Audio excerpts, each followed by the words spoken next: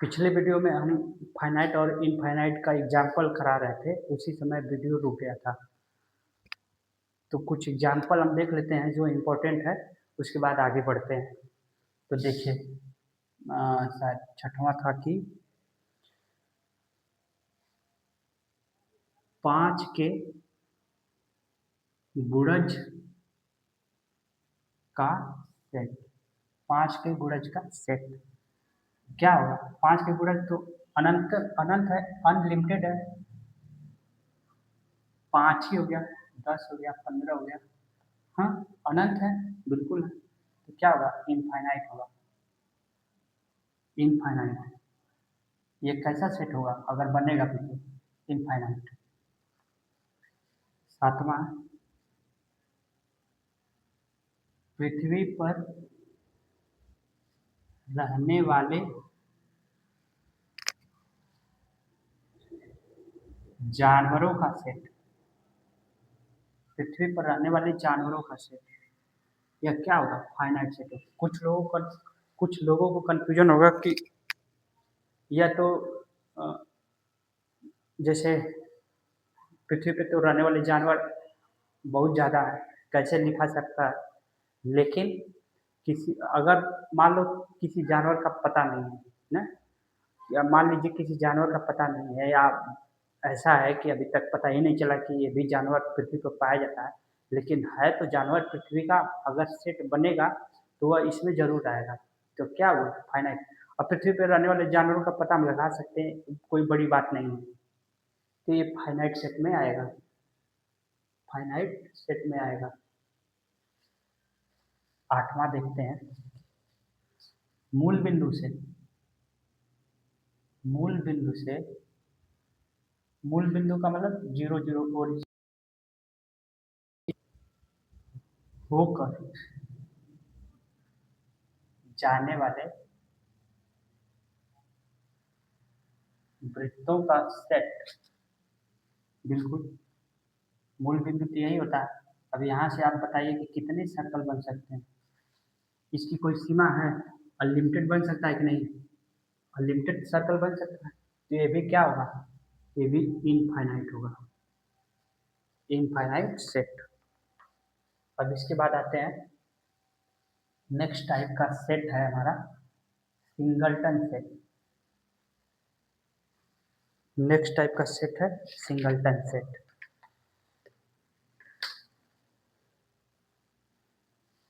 देखिए, सिंगल से पता ही चला कि उसमें सिर्फ एक एलिमेंट होगा, सिर्फ और सिर्फ एक एलिमेंट होगा। वह सेट जिसमें सिर्फ एक ही एलिमेंट हो, वो क्या हुआ? सिंगलटन। एग्जाम्पल हम देखे हैं कि एग्जाम्पल देखा हूँ कि यक्स सच दैट यक्स सम अभाज्य संख्या है ना। सम अभाज्य संख्या यक्स उस एलिमेंट को दर्शाता है जो कह रहा है कि सम अभाज्य संख्या है। इसको रोस्टर फॉर्म में लिखिए तो लिखेंगे सम अभाज्य संख्या कितनी होती है? सिर्फ एक ही होती है, 2। और इसमें कितना एलिमेंट है? एक एलिमेंट है, इसीलिए क्या कहलाएगा? Singleton set. आप और भी लिख सकते हैं, ए बराबर 5 लिख दीजिए, बी बराबर लिख दीजिए 3, ऐसा कुछ भी लिख सकते हैं, कोई फिक्स नहीं है। जिसमें एक ही एलिमेंट होगा उसको क्या कहेंगे? Singleton set. उसके बाद आता है इक्वल सेट। उसके बाद आता है इक्वल सेट, समान सेट, समान सेट। ठीक, हम दो सेट मानते हैं, ए और set B. Set A, set B. अब बोला है कि यह कब समान होगा?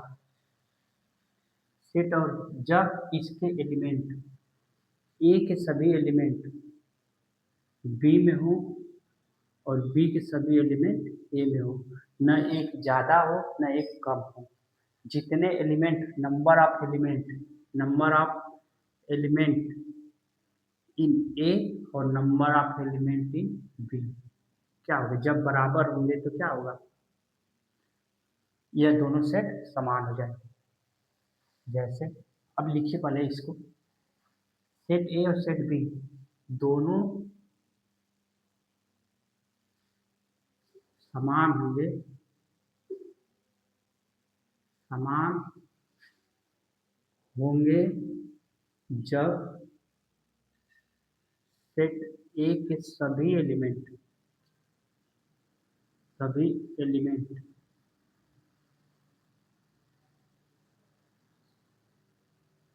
सेट बी के सभी एलिमेंट हो। सेट ए के सभी एलिमेंट बी में, सेट बी के सभी एलिमेंट, सॉरी गलत हो रहा है क्या, सेट ए और सेट बी दोनों समान होंगे जब सेट ए के सभी एलिमेंट सेट बी में हो और सेट बी के सभी एलिमेंट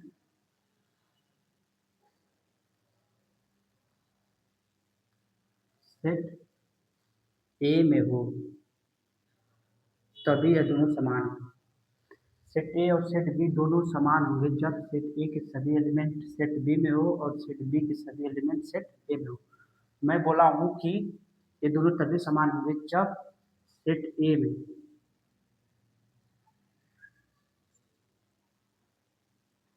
और सेट बी में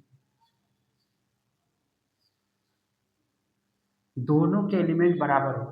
ठीक, अब देखिए 1 2 3 4, 1 2 3 4 है ना, ए भी है, 2 भी है, 3 भी है, 4 भी है। यह मायने नहीं रखता है कि आ, किस किस क्रम में रखे गए हैं। आर्डर का कोई मतलब नहीं होता। लिखिए, आर्डर का कोई मतलब नहीं होता।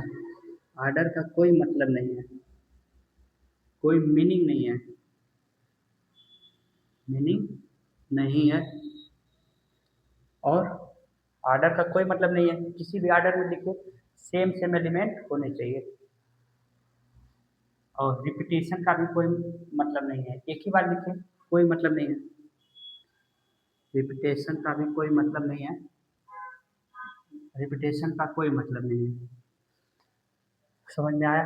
ए और बी, अगर मान लीजिए कि बी में 5 एलिमेंट होते हैं ना, तो ए में तो 5 एलिमेंट, ए में तो 4 ही एलिमेंट है लेकिन बी में 5 एलिमेंट है। तो जब सेट ए के सभी एलिमेंट सेट बी में मिल रहे हैं, लेकिन सेट बी के सभी एलिमेंट सेट ए में नहीं मिल रहे हैं, इसका मतलब अगर यहाँ 5 रहता तो A does not equal to B हो जाता, इसका मतलब ए बी के बराबर नहीं होता।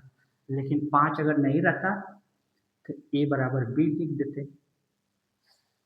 यह हर सेट पे लागू होता है। चलिए अब एग्जाम्पल देख लेते हैं।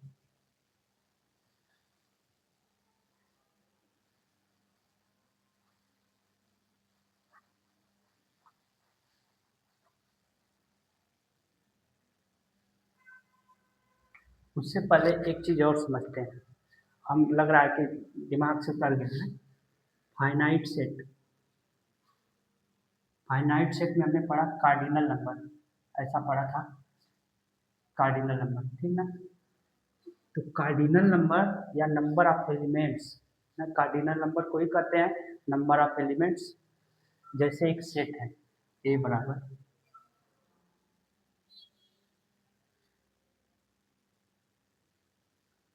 इसका कार्डिनल नंबर क्या होगा, सी ए ना। ऐसे लिख सकते हैं, चाहे नंबर ऑफ ए लिख सकते हैं, नंबर ऑफ एलिमेंट्स 1 2 3 4 5। ये तो हो गया फाइनाइट सेट। फाइनाइट सेट का ही क्यों लिखा जाता है, क्योंकि इसके एलिमेंट फिक्स हैं, लिमिटेड है, लिख सकते हैं। लेकिन क्या इनफाइनाइट सेट का लिख सकते हैं क्या कार्डिनल नंबर? लिखिए तो जरा, infinite set, finite set, set लिखते हैं 1 2 3 4। लिख सकते हैं क्या इनफाइनाइट सेट का? लिख सकते हैं? नहीं लिख सकते, क्योंकि इसका कोई लिमिट ही नहीं है, अनलिमिटेड है। इसके एलिमेंट्स कितने हैं? अनलिमिटेड है। तो सिर्फ और सिर्फ कार्डिनल नंबर या नंबर ऑफ एलिमेंट्स हम किसका लिख सकते हैं? फाइनाइट सेट का।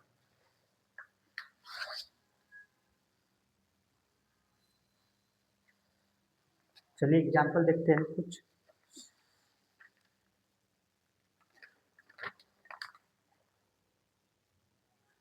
एग्जाम्पल नंबर 1 लिखा है कि ए सेट ए है, लिखता है कि यक्स सच दैट यक्स शब्द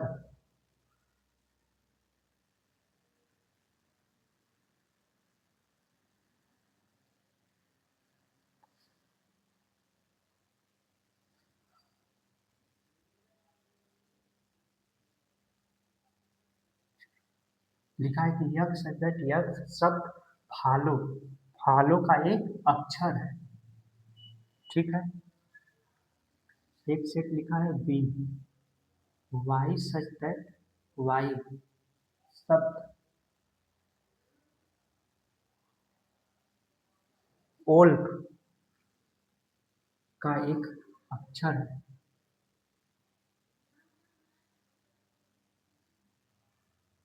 तो बताइए कि क्या ए और बी सेट बराबर है, यही पूछा है हमसे। ये एनसीईआरटी में दिया है, एक्सरसाइज 1.2 में दिया है शायद, शायद नहीं है, ये है। तो इसको लिखिए, इसको रोस्टर फॉर्म में लिखिए। लिखिए एफ के बाद ओ, दो एल दिया है तो एक ही एल लिखिए, रिपीटेशन का कोई मीनिंग नहीं होता है। ओ एक बार लिख चुके हैं। फिर डब्ल्यू, एक रोस्टर फॉर्म हो गया, इसको लिखिए repetition form W, W O L F. अब बताइए, दोनों के एलिमेंट सेम है, एफ भी है, ओ भी है, एल भी है, डब्ल्यू भी है, और क्या है, आर्डर भी सेम है। आर्डर आर्डर कोई मतलब रखता है, आर्डर सेम नहीं है। आर्डर कोई मतलब रखता है, नहीं रखता है। रिपीटेशन कोई मतलब रखता है, नहीं। इसका मतलब ए और बी क्या है, बराबर है। दूसरा एग्जांपल है कि ए बराबर, सेट ए बराबर 2 3 एंड बी बराबर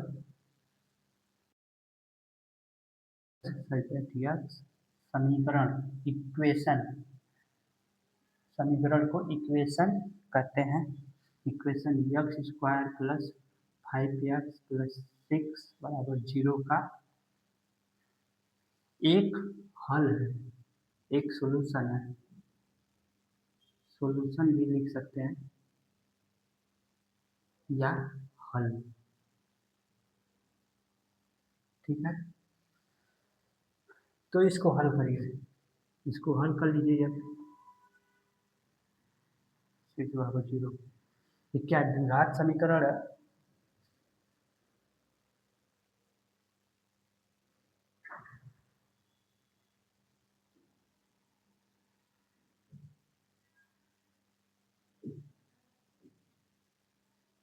तो x बराबर क्या आएगा, -2 -3।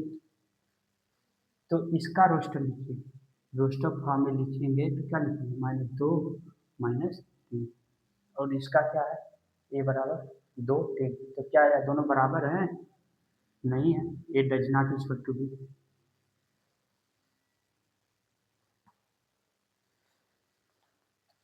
एक एग्जाम्पल और दिया है, उसको देखते हैं।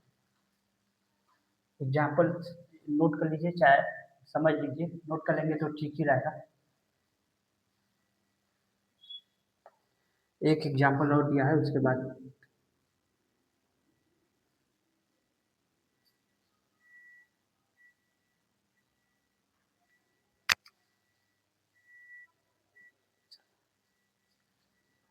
ए बराबर सेट बी बराबर दिया है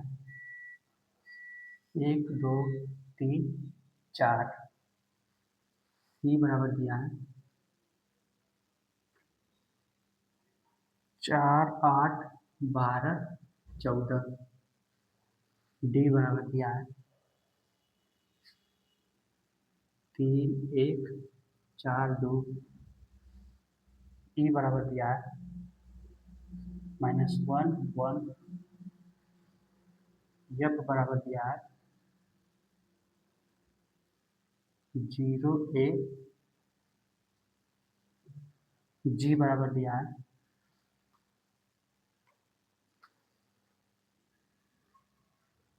-1 1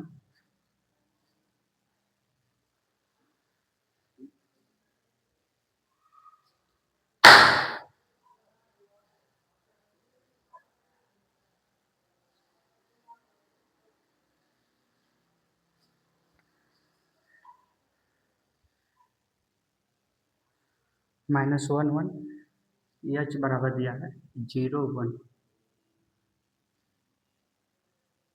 तो पूछा है हमसे सवाल में कि कौन कौन से सेट आपस में बराबर है। तो देखिए 2 4 8 12 किसी में है क्या?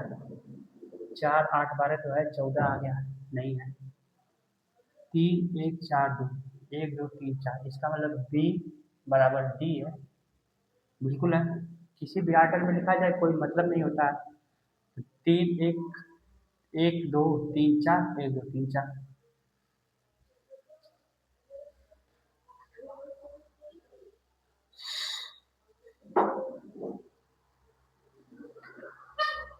और देखिए 0 1 किसी में है नहीं, 0 1 0 1 भी नहीं गया। ई -1 1 -1 1, ई बराबर जी लिख सकते क्योंकि -1 1 -1 1। बस आज इतना ही, धन्यवाद।